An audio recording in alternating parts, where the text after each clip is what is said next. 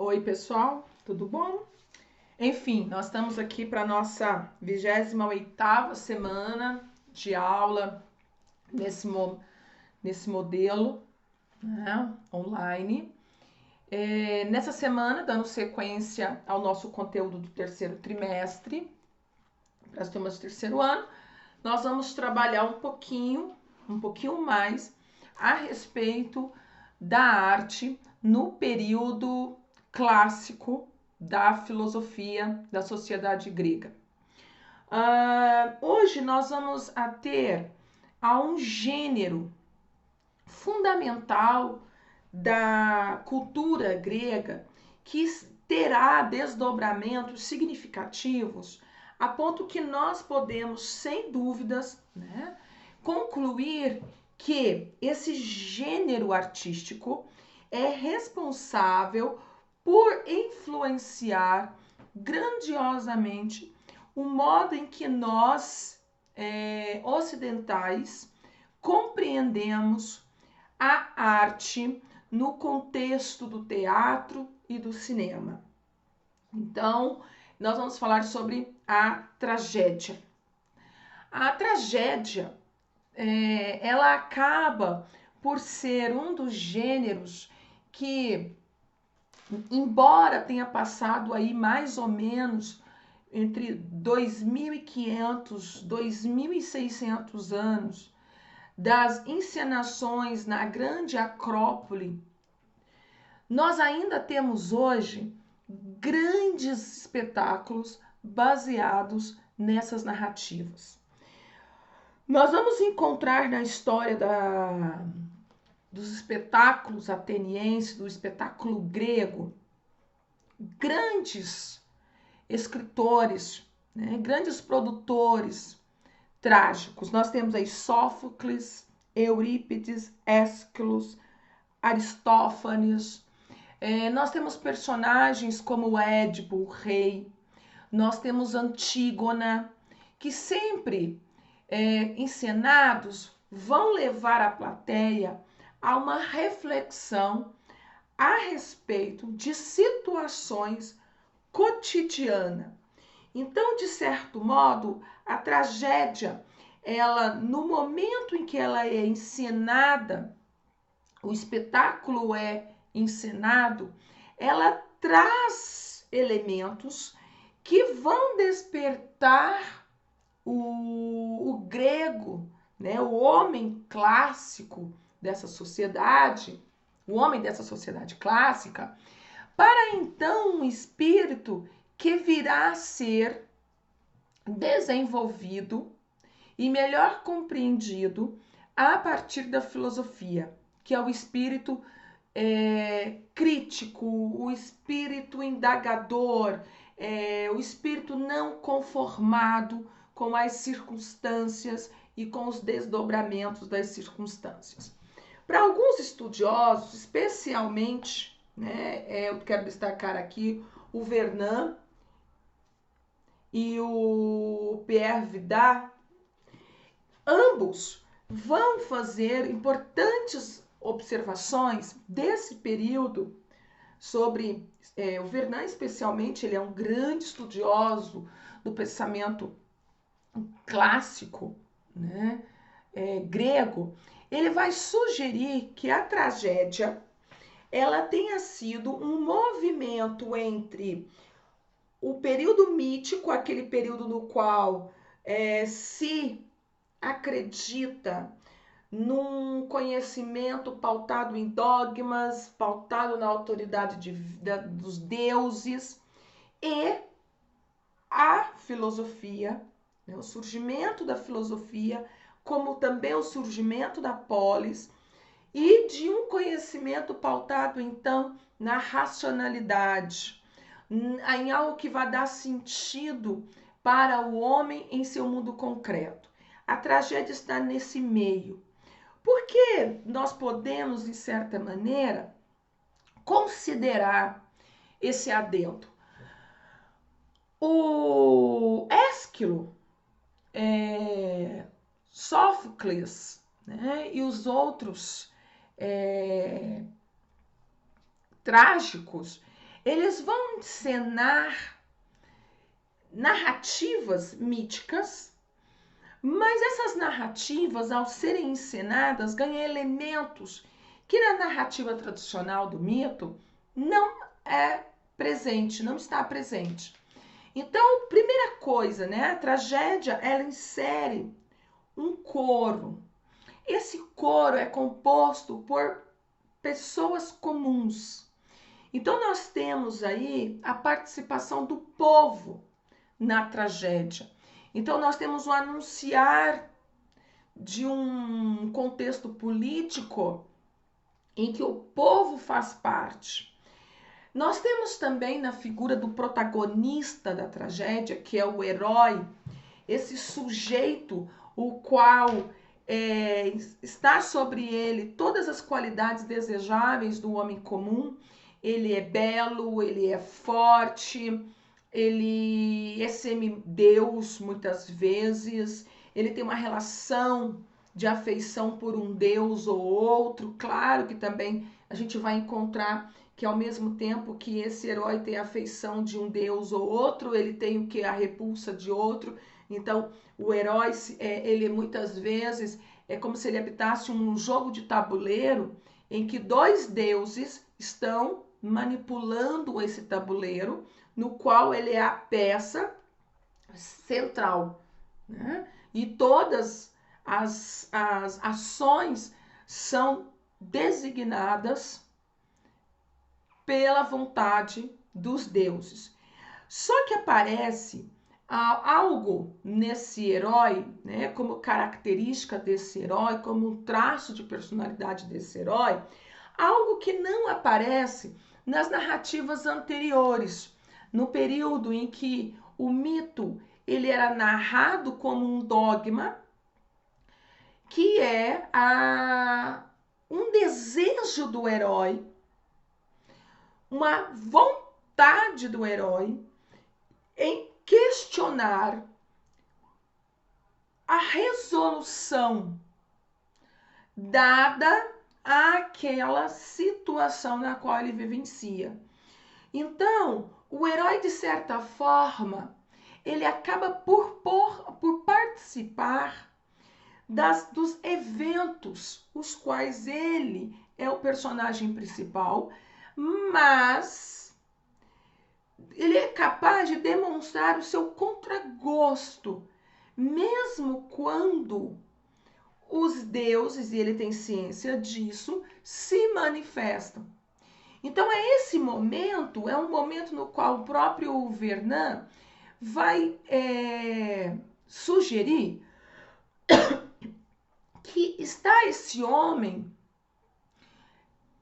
dando um passo além do que normalmente era a vida, que era uma vida não questionada. Esse herói, então, ele nesse primeiro momento, nessa encenação, ele está questionando, há um desconforto em relação à maneira pela qual vai acontecendo o desdobramento do seu vivido.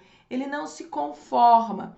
Embora o desfecho final de toda a tragédia, de todo o enredo trágico, sempre há, né, uma demonstração da autoridade dos deuses, no sentido não brinque com o destino, porque assim que você desafia o destino, você nada mais faz do que simplesmente concretizá-lo. Caso do Édipo, o rei, que ao fugir, né, desde o início, quando lá o seu pai tenta driblar o destino qual foi a ele revelado. E há uma série de eventos que vai acontecendo que não é aleatório, que ao final vai colaborar com o que o oráculo havia, né, premeditado para então Laos. Então, mesmo que os personagens eles tentassem ludibriar ou seja, mudar o destino há, né, de se cumprir.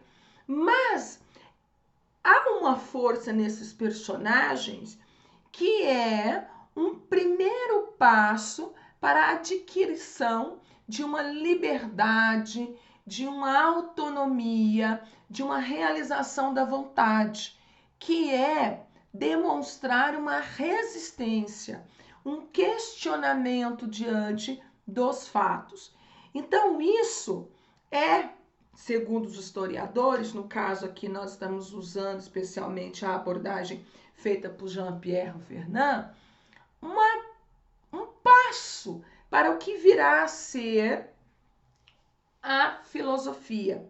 Então, nesse momento, a tragédia ela vai ganhando uma importância para além da arte, né? Ela também passa a ser um aspecto fundamental para a reflexão da sociedade, do social, da polis e da justiça. Nós vamos encontrar isso no Édipo e nós vamos encontrar isso em Antígona, né? Antígona é uma grande referência até hoje. É muito comum nós observarmos digressões ou até mesmo encenações de Antígona no sentido do que é justo e do que não é justo, do que é correto e do que não é correto. É aí, então, talvez uma das primeiras encenações de uma busca por uma justiça que não seja a justiça dos deuses, mas a justiça dos homens, né? É interessante.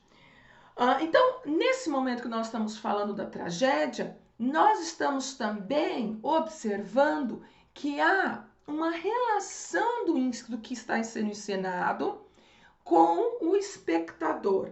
Essa relação é uma relação de identificação. Ocorre na tragédia também um outro evento, né, que é um espetáculo trágico, que é a catarsis. Talvez não tenha sido Aristóteles o primeiro a tratar dessa concepção, né? Mas é Aristóteles que vai usar o termo catarsis como algo importante na contemplação, na experiência artística, especialmente, né, no papel de identificação entre o espectador, que é esse que assiste, e o herói, o qual está sendo interpretado. Então, qual que é o papel da catarsis? A catarsis, né, o sentido da catarsis é o quê? É expurgar, né? É purificar. E o que acontece nesse evento trágico? O indivíduo, ao se identificar com o herói, reconhecer no herói qualidades desejáveis, mas ao mesmo tempo também vícios muito próximos dos quais ele vivencia, sentimentos e também um desígnio no qual muitas vezes ele percebe não ter controle, que é da vida e da morte, condição natural do homem. Essa angústia, esse sofrimento faz com que esse indivíduo que está assistindo o espetáculo possa refletir sobre si mesmo. Então há um momento na tragédia, na encenação da tragédia, esse momento catártico, que é um momento de autoanálise do indivíduo espectador.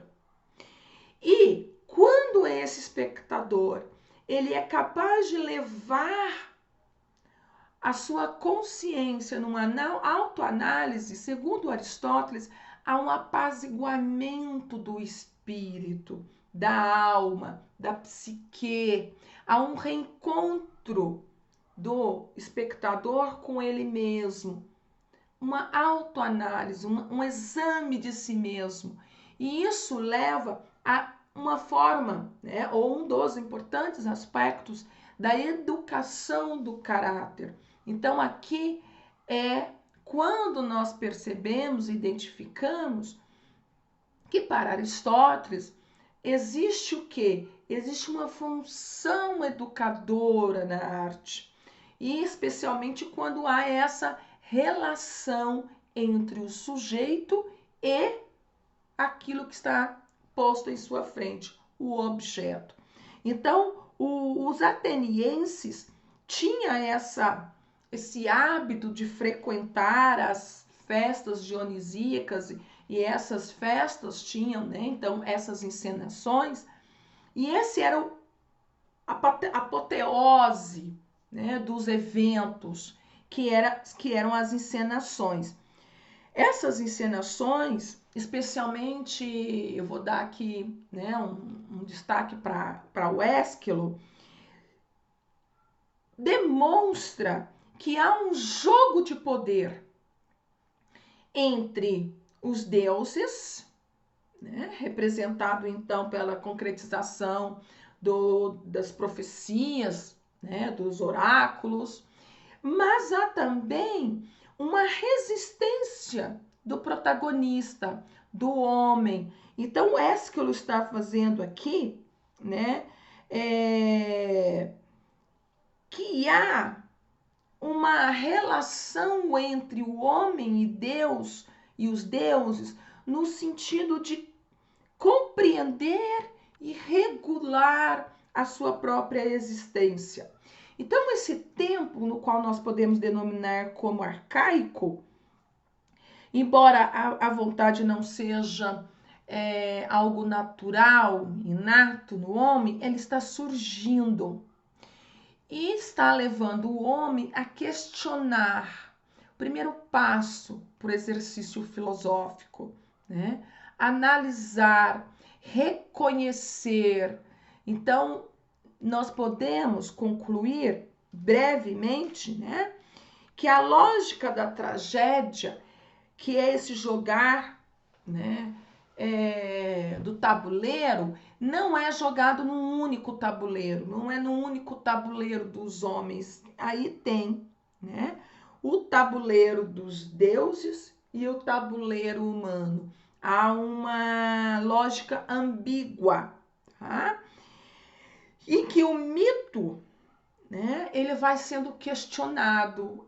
Vou, para finalizar aqui, por exemplo, o mito de Édipo, que na leitura tradicional, na narrativa tradicional, Édipo morre feliz em Tebas.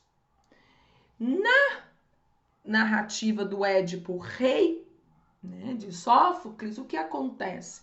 Édipo se vê de uma maneira, podemos dizer, talvez envergonhado pelo fato de ter matado o pai, casado-se com a mãe, enraivecido, revoltado. O que ele faz? Ele arranca os próprios olhos. Então, esse é um ato de revolta contra quem?